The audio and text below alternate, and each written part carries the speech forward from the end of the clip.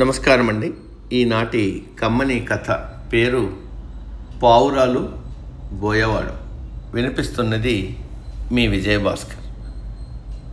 అడవిలో ఒక బోయవాడు కొన్ని నూకలు నేల మీద చల్లి దానిపై వలని పరిచి ఉంచాడు. చిత్రగ్రీవ అనే పావురం తన వెనకాల కొన్ని పావురాల గుంపుతో ఆహారం కోసం తిరుగుతూ అడవిలో ఆ చెట్టు కింద నూకలు చూసి తినాలని ఆశపడి కిందికి వాలింది. దాని వెనకే అన్ని పావురాలు వాలి వేటగాడు పరిచిన వలలో చిక్కుకున్నాయి. తాము అంతా వేటగాడి వలలో చిక్కుకున్నామని గ్రహించి ఆందోళనతో గొడవ చేయసాగాయి. చిత్రగ్రీవుడు తన స్నేహితులకి కంగారు పడొద్దని, తగిన ఉపాయం ఆలోచించి బయటపడదామని ధైర్యం చెప్పాడు. అందరం ఒక్కసారిగా వలతో పాటు ఎగిరిపోదాం, అలా కలిసికట్టుగా ఒక్కసారిగా ఎగిరిపోయి తప్పించుకుందామని ఉపాయం చెప్పాడు. అన్ని పావురాలు ఒక్కసారిగా ఆకాశంలోకి వలతో పాటు ఎగిరాయి. దూరం నుంచి ఇది చూసిన వేటగాడు పావురాలే కాక తన వల కూడా పోతోంది అని ఆత్రంగా వాటి వెంట కొంత దూరం పరిగెత్తి అరిచి కూలబడ్డాడు.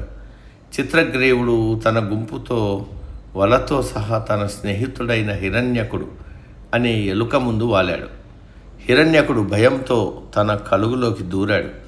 వెంటనే చిత్రగ్రీవుడు, మిత్రమా హిరణ్య, మేమంతా ఒక వలలో చిక్కి ప్రాణాపాయంలో ఉన్నాం, నువ్వే మమ్మల్ని రక్షించాలి, బయటికి రా అని పిలిచాడు.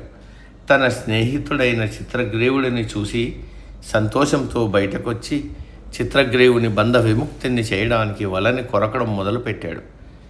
అంత చిత్రగ్రీవుడు, మిత్రమా ఆగు, ముందు నా పరివారాన్ని రక్షించు, తర్వాత నన్ను బంధ విముక్తిని చేయొచ్చు. ఎందువల్లనంటే నువ్వు ఈ పని చేస్తూ చేస్తూ అలసిపోవచ్చు. రాజుగా నా కర్తవ్యం ముందుగా నా పరివారాన్ని కాపాడటం, చివరిగా నన్ను రక్షించుకోవటం అని అన్నాడు. ఈ మాట వింటూనే హిరణ్యకుడు చాలా సంతోషించి వెంటనే తన ఎలుకల సైన్యాన్ని పిలిచాడు. అవన్నీ చకచక వలని తునకలు చేసి పావురాల్ని విడిపించాయి. చిత్రగ్రీవుడు తనని తన పరివారాన్ని కాపాడినందుకు హిరణ్యకుడికి కృతజ్ఞతలు తెలిపి హాయిగా వెళ్ళిపోయాడు. నీతి: ఈ పంచతంత్రం చిన్న కథలో స్నేహితుల వల్ల కలిగే లాభం ఐకమత్యమే బలమనే నీతి స్పష్టంగా తెలుస్తూ ఉంది. సమాప్తం.